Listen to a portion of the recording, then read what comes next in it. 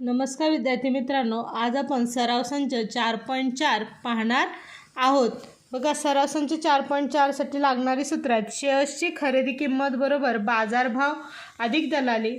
दुसरं आहे दलाली बरोबर बाजारभाव गुणिले दलालीचा दर. आणि तिसरं सूत्र आहे शेअर्सची किंमत बरोबर बाजारभाव गुणिले शेअर्सची संख्या. ह्या सूत्रानुसार आणि 4.3 मध्ये जे आपण सूत्र बघितली होती त्यानुसार सराव संच 4.4 आपल्याला सोडवायचा आहे. तर आपला पहिला प्रश्न बघूयात आज आपण. बघा, आपला पहिला प्रश्न आहे, एका शेअर्सचा बाजारभाव 200 रुपये आहे. तो खरेदी करताना 0.3 दलाली दिली तर या शेअर्सची खरेदी किंमत किती. बघा, 200 रुपयावर 0.3% दलाली दिली. मग दलाली किती रुपये दिली ती काढून घेऊया. मग दलाली बरोबर बाजारभाव गुणिले दलालीचा दर. बाजारभाव किती होता 200 गुणिले दलालीचा दर किती आहे 0.3% म्हणजे 0.3/100. ह्या 2 शून्याला हे 2 शून्य गेले. त्यानंतर इथं बेत्रिक 6 आणि इथला पॉईंट हा 0.6 रुपये काय आली दलाली आली. मग आपली शेअर्सची खरेदी किंमत बरोबर खरेदी किंमत बरोबर बाजारभाव अधिक दलाली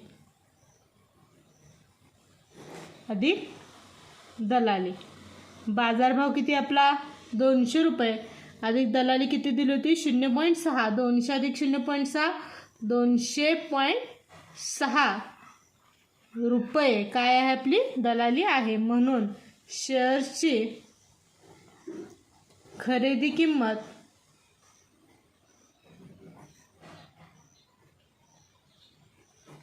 रुपये 200.6 आहे. पुढचा प्रश्न आहे, एका शेअरचा बाजारभाव 1000 रुपये असताना तो शेअर विकला व त्यावर 0.1% दलाल दिलं तर विक्रीनंतर मिळणारी रक्कम किती. मग दलाली किती रुपये दिली ती काढूया. दलाली बरोबर आपण मगाशी सूत्र बघितले बाजारभाव गुणिले दलालीचा दर. मग बाजारभाव 1000 गुणिले दलालीचा दर 0.1/100. ह्या 2 शून्याला हे 2 शून्य गेले.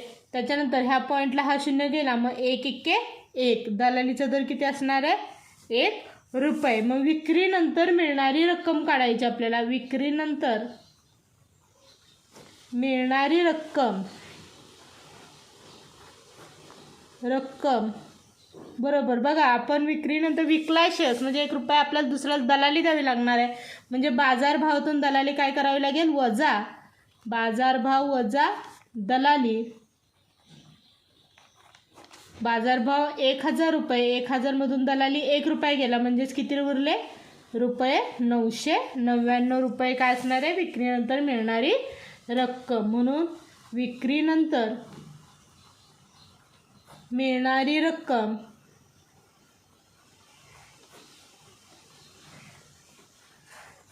रुपये 999 आहे. बघा, आपला प्रश्न तिसरा आहे, खालील शेअर खरेदी विक्रीच्या विवरणपत्रातील रिकाम्या जागा भरा. बी म्हणजे विकत घेतले आणि यस म्हणजे विकले. म्हणजे ते बी म्हणजे ते शेअर्स विकत घेतलेत आणि यस म्हणजेच ते शेअर्स काय केलेत विकलेत.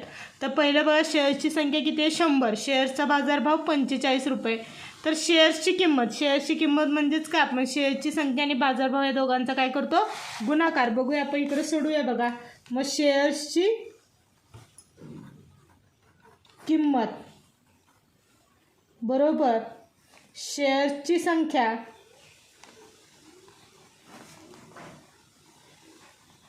गुणिले बाजारभाव. शेअर्सची संख्या किती आहे 100 गुणिले बाजारभाव 45 गुणिले 100 4500. मग शेअर्सची एकूण किंमत किती आली रुपये 4500. मग दलालीचा दर किती आहे 0.2%. मग 4500 वरती दलाली काढूया. मग दलाली बरोबर 4500 गुणिले 0.2 100. ह्या 2 शून्याला हे 2 शून्य गेले. 45 दुने 90 आणि एका संख्येनंतर पॉईंट म्हणजेच दलाली किती रुपये आली? 9 रुपये. मग दलाली किती आली आपली? 9 रुपये. मग आता पुढचं बघा, दलालीवरील CGST. CGST म्हणजेच काय? जी दलाली आली 9 रुपये त्याच्यावरतीच 9% CGST काढायची. मग दलालीवरील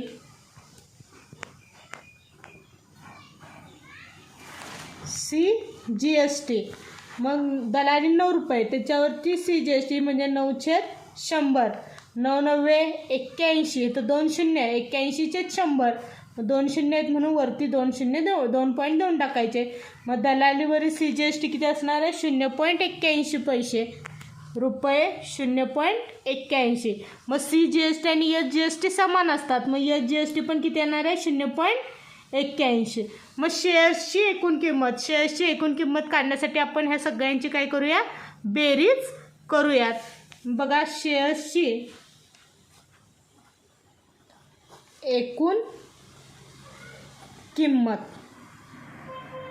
बरोबर 4,500 अधिक 9 अधिक 0.81 अधिक 0.81. ह्या सगळ्यांची काय करायची? आपण बेरीज करायची. बघा, बेरीज उभी बेरीज करून दाखवते. 4,500 अधिक 9 अधिक 0.81 अधिक 0.81.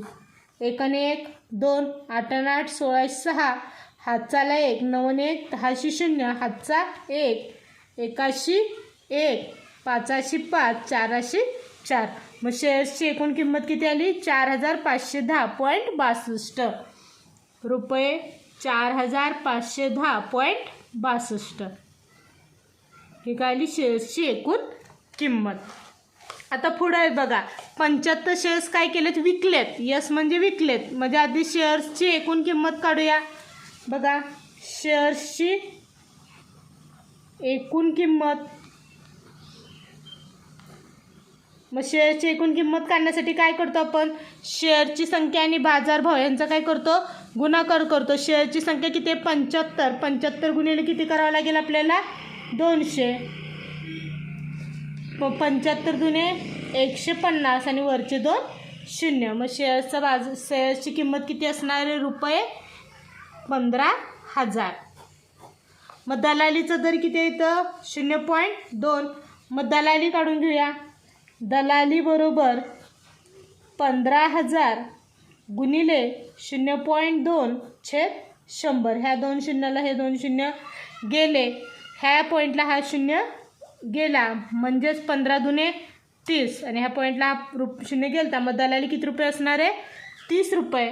मग दलाली 30 रुपये. मग दलालीवरील CGST म्हणजे 30 रुपयावरती 9% काढूया. मग CGST बरोबर 30 गुणिले 9/100. ह्या शून्याला हा शून्य गेला. 9×3 = 27. 27/100. मग इथं 1 शून्य म्हटलं, एका संख्येनंतर पॉईंट म्हणजे 2.70 रुपये. CGST किती आला? रुपये 2.70. मग SGST पण समान असतो म्हणजे इथं पण 2.70. आता इथं शेअर्सची एकूण किंमत काढण्यासाठी काय करायचं? हे सगळे शेअर्स काय केलेत? आपण विकलेत. त्यामुळं दलालीचा दर, CGST, SGST यांची बेरीज करायची आणि ती 15,000 काय करायची? वजा करायची. आपण ह्या आधी 30, 2.70 आणि 2.70ची बेरीज करून घेऊया.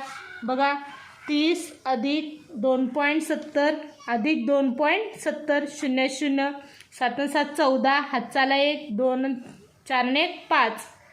35.40. 35.40 15,000 काय करूयात? वजा करूया.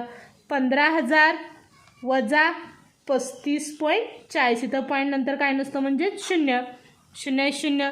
10तून 4 गेले उरले 6.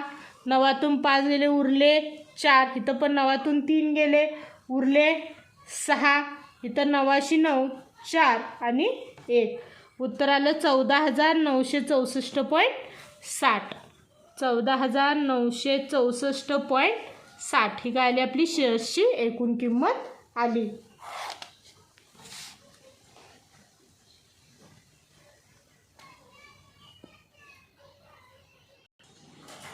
बघा आपला प्रश्न आहे, श्रीमती देसाई यांनी 100 रुपये दर्शनी किमतीचे शेअर्स बाजारभाव 50 रुपये असताना विकले, तेव्हा त्यांना 4,988.20 रुपये मिळाले. म्हणजे ते शेअर्स विकल्यानंतर त्यांना 4,988.20 रुपये मिळाले. दलालीचा दर 0.2% व दलालीवरील GST 18% आहे, तर त्यांनी किती शेअर्स विकले ते काढा.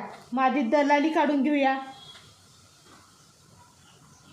दलाली बरोबर बाजारभाव गुणिले दलालीचा दर.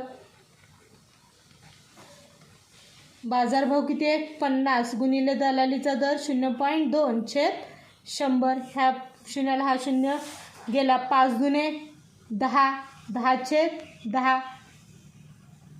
5 दुने 10, सॉरी एका शून्याला हा पॉईंट गेला, म्हणजे 0.1 रुपया. हा काय असणार आहे? दलाली असणार आहे. मग दलालीवरील GST किती आहे? 18%, म्हणजे 0.1 वरती 18%. मग दलालीवरील GST बरोबर 0.1 गुणिले 18/100. मग इथं 18 एका संख्येनंतर पॉईंट आहे, म्हणजे 1.8 भागिले 100. आता इथं 2 शून्य आहे, त्यामुळे 2 शून्य आणखीन पाठीमागं आपलं सरणार, म्हणजेच उत्तर येणार 0.018. बघा हा 1 पॉईंट आणि हे खालच्या संख्येचे 2 पॉईंट, म्हणजे दलालीवरील GST किती आली? रुपये 0.018. ही दलालीवरील काय असणार आहे? GST. मग शेअर्सची विक्री किंमत, विक्री किंमत बरोबर बाजारभाव वजा दलाली अधिक दलालीवरील GST.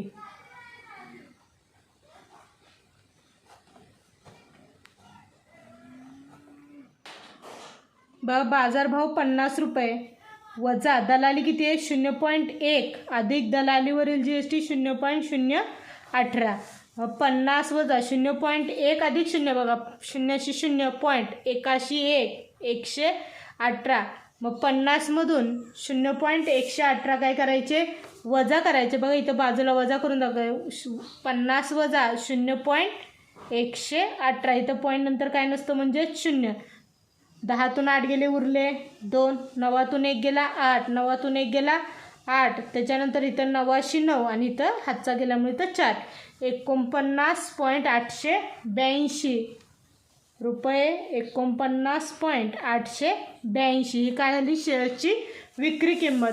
मग काय सांगितलं? एकूण किती शेअर्स विकले, म्हणजे इथं काय काढायला आपल्याला? शेअर्सची संख्या बरोबर शेअर्सची संख्या बरोबर मिळालेली रक्कम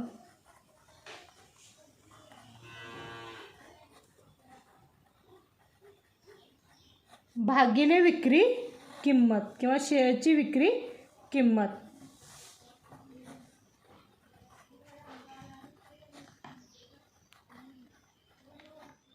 मग मिळालेली रक्कम किती आहे? 4,988.20 आणि शेअरची विक्री किंमत किती झाली? 49.882. मग आता इकडं लक्ष, इथं 2 पॉईंट आहेत, इथं 3 पॉईंट आहेत. ह्या 2 पॉईंटला खालचे 2 पॉईंट घालूया. मग 49.820 भागिले 49.88, 2 पॉईंट गेले म्हणजे इथं 0.2.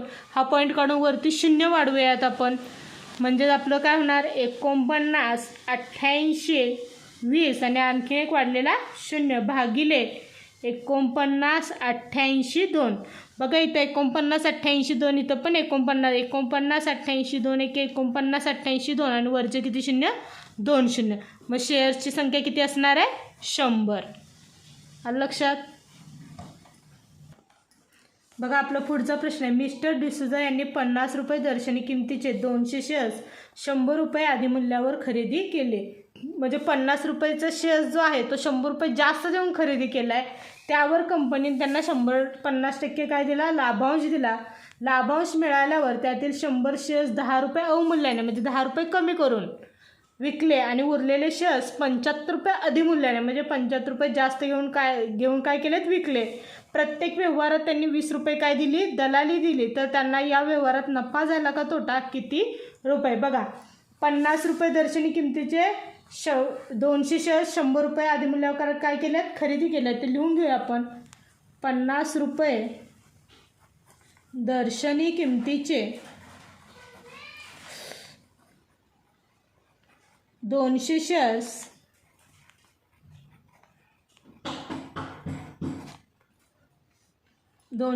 100 रुपये अधिमूल्यावर खरेदी केले.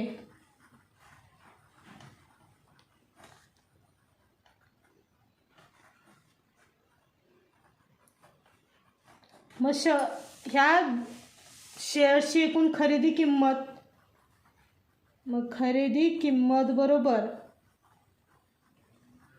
दर्शनी किंमत अधिक अधिमूल्य. दर्शनी किंमत किती होती, 50 रुपये. आणि किती रुपये जास्त दिलेत, 100 रुपये. म्हणजेच एकूण किती रुपयाला ते खरेदी केले शेअर्स, 150 रुपये. म्हणजे 150 रुपयेप्रमाणे त्यांनी 200 शेअर्स काय केले, खरेदी केले. मग त्यांची गुंतवणूक बरोबर बाजारभाव गुणिले शेअर्सची संख्या. बाजारभाव किती आहे, 150. शेअर्स किती खरेदी केले होते त्यांनी, 200. बघा 15 दुने 30 आणि 1 2 3 0 1 2 3 म्हणजे रुपये 30,000 रुपयेप्रमाणे त्यांनी काय केले, शेअर्स खरेदी केले.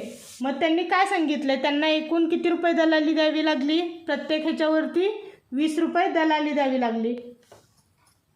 मग दलाली बरोबर रुपये 20. मग मिस्टर डिसूजा यांची एकूण गुंतवणूक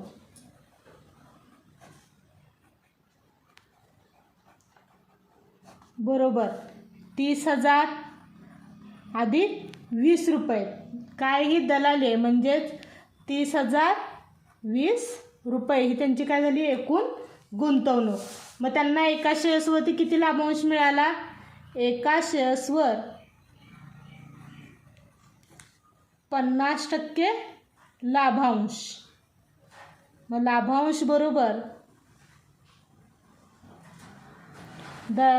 किती रुपये दर्शनी किंमत, 50 गुणिले लाभांश 50/100. ह्या दोन शून्याला हे 2 शून्य गेले, 5 5 25.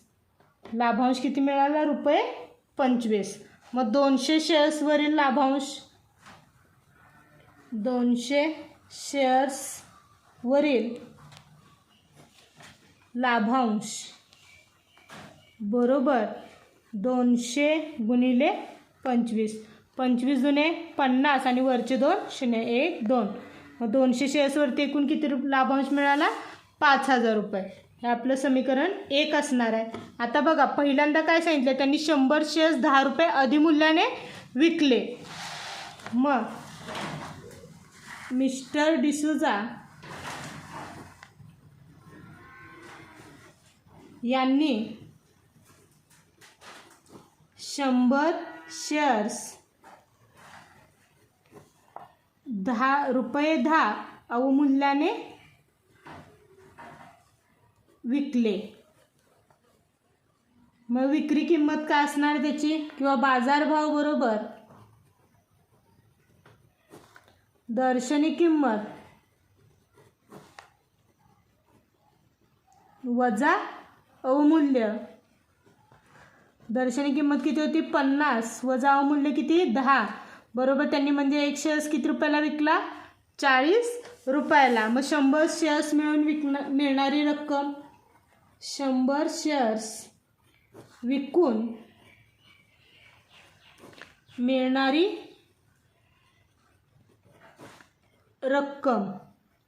मग किती करायला लागणार आपल्याला, 100 गुणिले 40. 4 1 4 1 2 3 0. मग 100 शेअर्स विकल्यावर किती मिळणार आहे? 4000 रुपये. पण तो 20 रुपये काय दिली होती? दलाली. मग दलाली वजा जाता मिळणारी रक्कम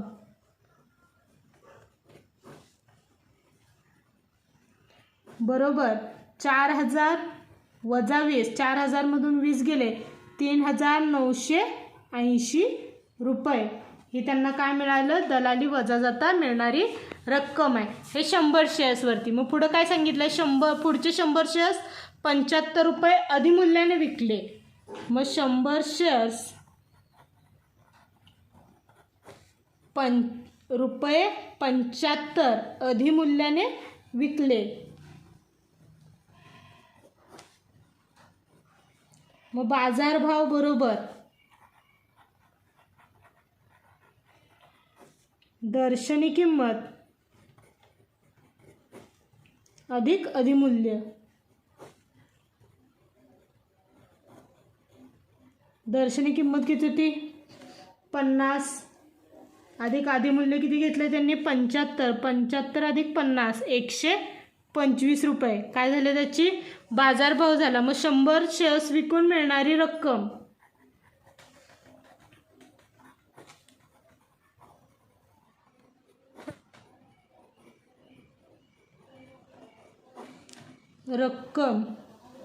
बरोबर 100 गुणिले 125. 125 एके 125 आणि वरचे 2 शून्य.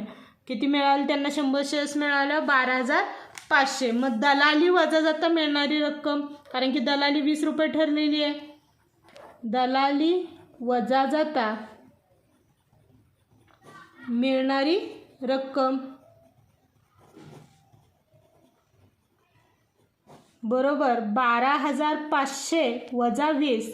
12500 मधनं 20 गेले 12480 रुपये. ही त्यांना दलाली वजा जाता मिळणारी रक्कम आहे. मग मिस्टर डिसोजा यांना मिळणारी एकूण रक्कम, मिस्टर डिसोजा यांना मिळणारी रक्कम बरोबर बघा, पहिल्या 100 शेअर्सला किती मिळाले होते?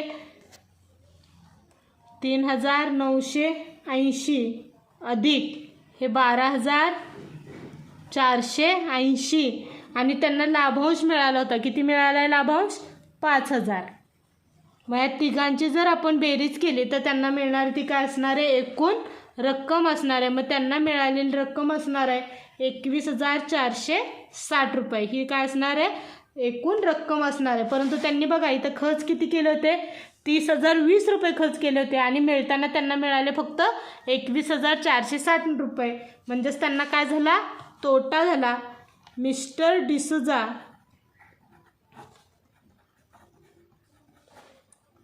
यांना व्यवहारात काय झाला? तोटा झाला. मग तोटा बरोबर 30,020 वजा 21460 रुपये. म्हणजेच त्यांना एकूण 8560 रुपये काय झाला? तोटा झाला. जर तुम्हाला हा व्हिडिओ आवडला तर प्लीज लाईक करा, शेअर करा आणि सबस्क्राईब करायला विसरू नका.